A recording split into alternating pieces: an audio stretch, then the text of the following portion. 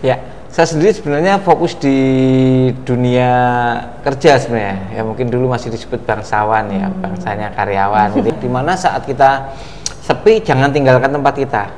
Saat kita ramai juga nggak usah jumawa lah, biasa saja. Karena mestinya dalam berdagang itu hanya perlu ketekunan. Semua orang punya potensi sukses kalau mereka sabar, seperti itu kurang lebih. Itu rata-rata mereka ada yang berkembangnya dahsyat. Dalam 3 tahun 102 cabang, dalam 2 tahun 10 cabang, dalam 6 tahun 5 cabang, seperti itu ya. Saya masih 4 cabang. Berkembangnya bukan dari diri sendiri dengan modal sendiri, tapi berkembang dengan hutang. Nah, saya berbalik, bagaimana berkembang tanpa hutang.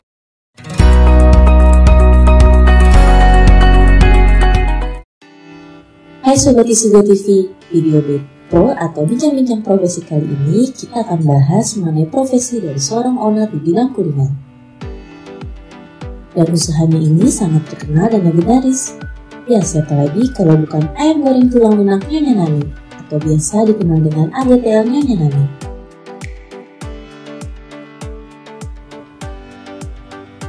AGTL Nyonya Nani ini memiliki tagline Rajanya Nasi Box, yang isinya itu tentunya ada ayam goreng lunak, nasi putih, sambal, lalapan, dan tidak ketinggalan air mineral. AGTL Nyonya Nani ini sudah berdiri kurang lebih selama 30 tahun. Sejak berdiri di awal tahun 90-an, AGTL Nyonya Nani ini masih tetap eksis dan mampu bersaing dengan rumah makan yang lainnya. Nah, sekarang saya dan rekan saya Dana tentunya pengen juga nih mencoba menu yang legendaris ini. Dan ternyata dari sambalnya aja udah menggugah selera.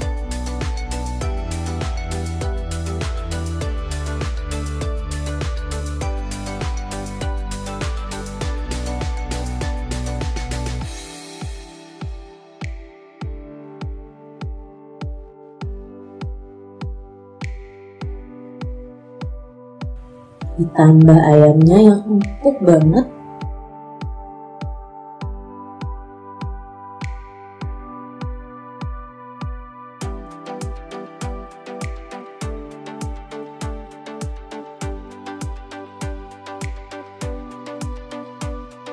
Dan apa ya ini, tulang rusuk atau apa ya ini namanya, beneran seenak dan selunak itu loh Sobat Isigo TV. Gak perlu tenaga banget buat kita makannya. Benar-benar sesuai banget dengan namanya ayam goreng tulang lunak, dan pastinya AGTL Nyonya Nani.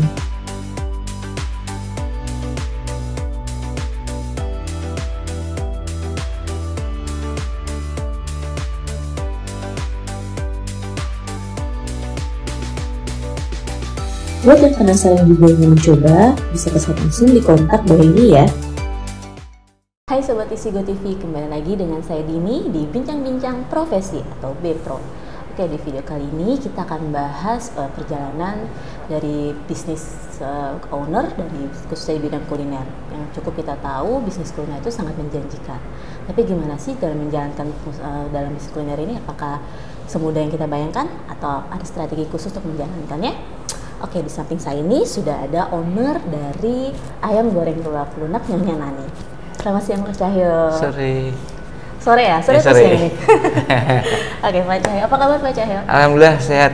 Apa kabar juga nih Mbak Dini? Baik Pak, Alhamdulillah. Oke, terima kasih ya Pak sudah menyempatkan waktu datang ke Isigo TV nih.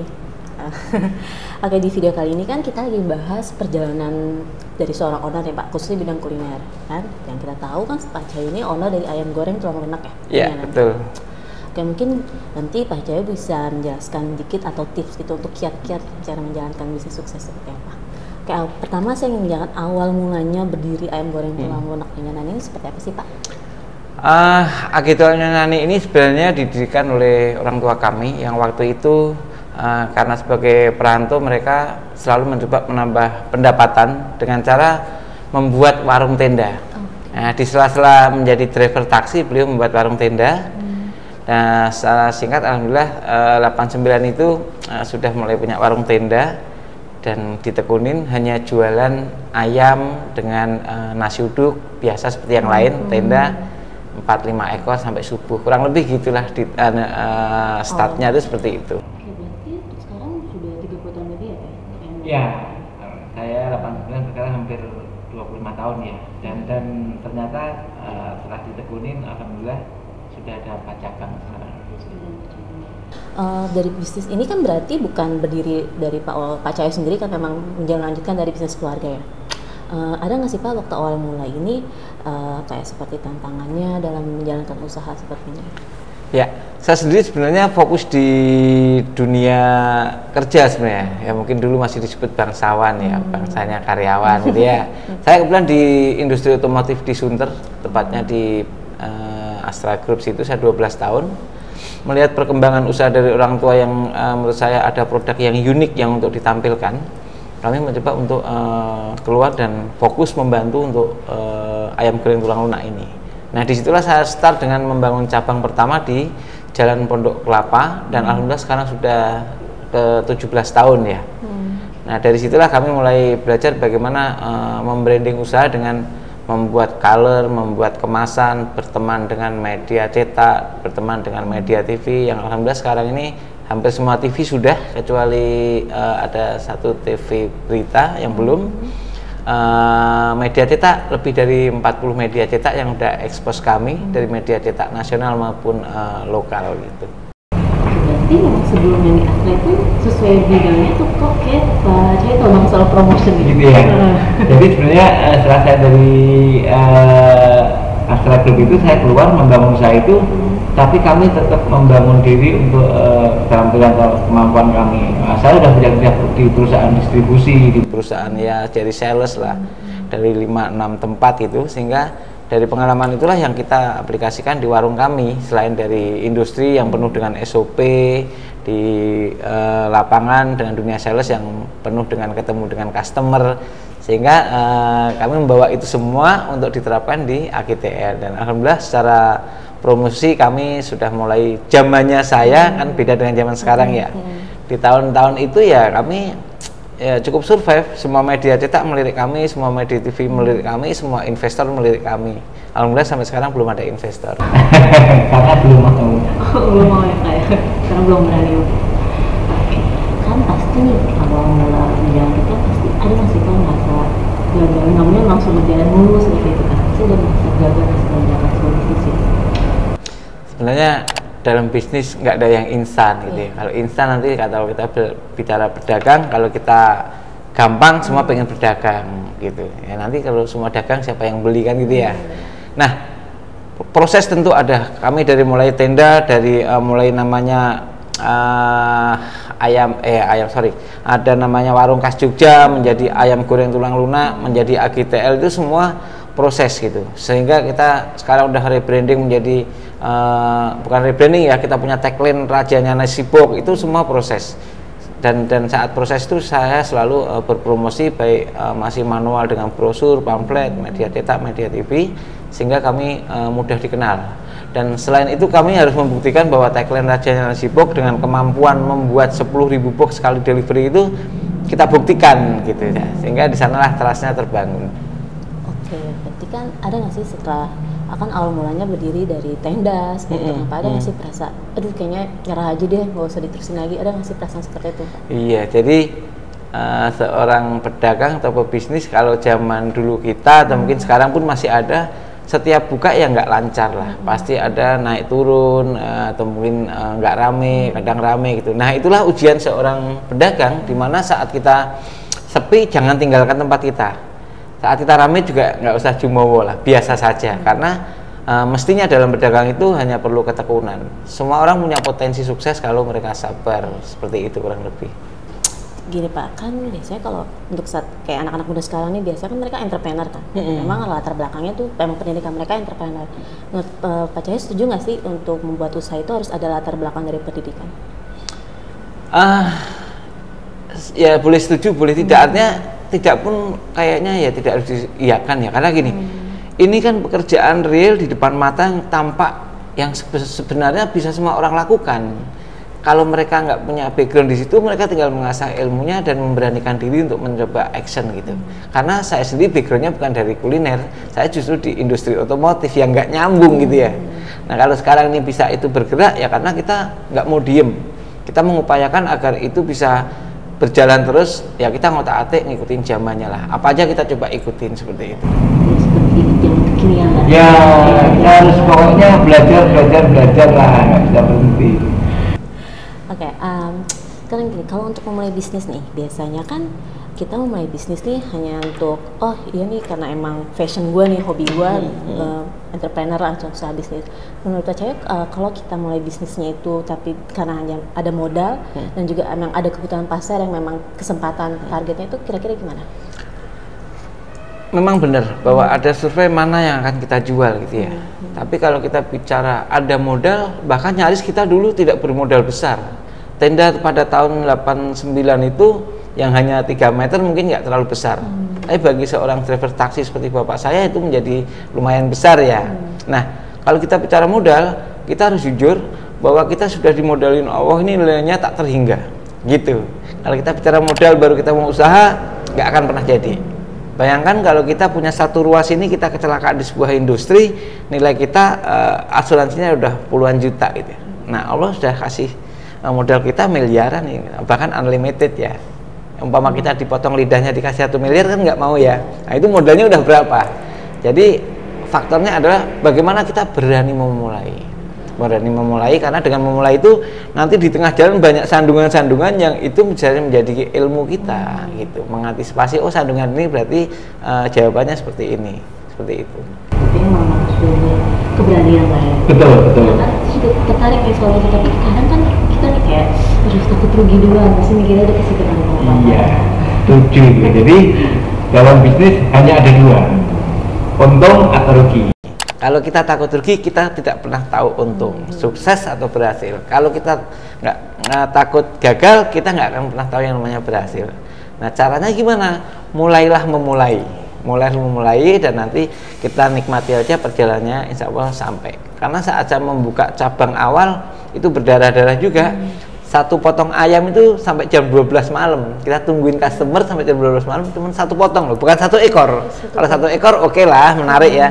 Ini 1 potong paha yang waktu itu harganya 6.500 sampai jam 12 malam baru terjual 1. Gitu. Padahal karyawan ada 5, sewa rukonya mahal seperti itu. Jadi emang butuh perjuangan banget ya. Betul. Tapi emang dari Pak Jaya ini apa sih yang menjadi keinginan Pak Jaya untuk sampai menjadi supaya Alditel ini berkembang menjadi grup sampai sekarang? Sebenarnya kami termasuk legend ya. Dulu belum ada orang bikin ayam tulang lunak, kami membuat ayam tulang lunak. Sebenarnya simpel. Pada tahun-tahun itu untuk bicara presto itu hanya kalangan menengah atas yang tahu panti presto. Nah, fungsi panti presto sendiri adalah untuk melunakkan daging atau tulang gitu ya, seperti bagian presto gitu. Nah, bagaimana agar ini bisa diserap masyarakat dari mulai pejalan kaki sampai orang menengah atas? Kita permudah aja bahwa presto ini adalah menjadikan produk menjadi lunak. Akhirnya kita tulis ayam goreng tulang lunak. Motivasinya apa? Bandeng aja tulangnya bisa lunak, masa ayam tidak bisa gitu ya? Tinggal kita carikan solusinya seperti itu. Nah, kalau sekarang menjadi besar sih belum, karena teman-teman saya ini yang di Asosiasi Pengusaha Kuliner Indonesia di Apkulindo, yang kemarin sore kami habis meeting juga dari pagi sampai malam, itu rata-rata mereka ada yang berkembangnya dahsyat. Dalam 3 tahun 102 cabang, dalam 2 tahun 10 cabang, dalam 6 tahun 5 cabang, seperti itu ya. Saya masih 4 cabang. Loh, kenapa nggak berkembang? Udah 89 sampai sekarang. Saya cuma simpel aja, mengukur di mana tingkat cukupmu itu penting. Kalau kita sudah merasa cukup, nyaman, apalagi gitu ya. Daripada kita berkembang cepat, berkembang dahsyat, tiba-tiba kita juga pening dengan usaha yang kita jalankan. Kenapa? Berkembangnya bukan dari diri sendiri dengan modal sendiri, tapi berkembang dengan hutang. Nah, saya berbalik, bagaimana berkembang tanpa hutang sehingga tidak ada pressure yang terlalu berat buat kita. Ini terjadi pada saat sekarang. Teman-teman saya yang unitnya banyak, ini yang terimbas COVID yang terlalu berat. Yang unitnya sedikit akhirnya harus merasa bersyukur ternyata kita lebih aman daripada mereka yang unitnya banyak. Seperti itu. Jadi pas kalau di masa pandemi ini nggak terlalu ketidakadilan ya? Alhamdulillah karena saya ini sudah mendeklar deadline rajanya nasibo, yang dilarang kan orang yang untuk makan di tempat ya, karena menghindari berhubungan dengan banyak orang. Tapi ada juga mereka yang masih ada aktivitas kantor, sehingga mereka memerlukan makan yang take away ya. Akhirnya nasi box saya alhamdulillah dari mulai COVID mulai berjalan itu saya baru tutup 10 Mei. Teman-teman saya sudah 3 bulan sebelumnya sudah tutup. Dan teman-teman saya baru mulai buka, saya sudah buka tanggal 2 Juni kemarin. Jadi memang strateginya sudah pas ya, Pak, sudah benar. Mungkin bismillahnya pokoknya niatnya baik aja, jadi ada aja jalannya. Oke, Pak, terakhir nih, kunci tips apa sih Pak untuk bisa menjadi pengusaha, bisa dikatakan pengusaha dong saya. Betul. Kunci menjadi pengusaha, terutama untuk studi bisnis kuliner. Sebenarnya kita pertama sabar aja. Sabar, ikhtiarkan maksimal dan beradaptasi. Sabar, ikhtiar maksimal dan beradaptasi. Artinya beradaptasi gimana? AGTL ini termasuk warung jadul lah. Tahun dulu ngebum, rame, gila bener pokoknya. Sekarang terimbas dengan era digital, banyak warung kekinian ya. Orang-orang pengennya murah, pengennya mewah, keren. Anak muda sekarang terlalu melesat cepat untuk berkembang. Kita kedodoran. Tapi kita harus beradaptasi dengan mereka bagaimana membangun promosi secara online, belajar dengan yang mudah seperti itu. Oke, baik, intinya sebenarnya harus dari proses juga ya, Betul. proses dan sabar. Oke, sobat isi di sesi berikutnya nih, nanti pasti nggak sama Pak Cahyo bisa nyanyi nggak nih? Aduh, saya lagi nggak nyanyi ya, tapi alhamdulillah sih suka sebenarnya. Tapi next kita bolehlah kolaborasi main lagi. Seneng, terima kasih sudah diundang di studio Bipro, bincang-bincang profesi. Ternyata keren. Oke, terima kasih ya Pak. Oke, sobat Isi Go TV, kali ini kita sudah semoga mendapat makna dari tips-tips yang kita ambil hari ini karena sangat menarik banget loh topiknya. Oke, untuk selanjutnya jangan lupa share, like, komen, dan subscribe channel Isi Go TV. Sampai jumpa di video selanjutnya. Dadah.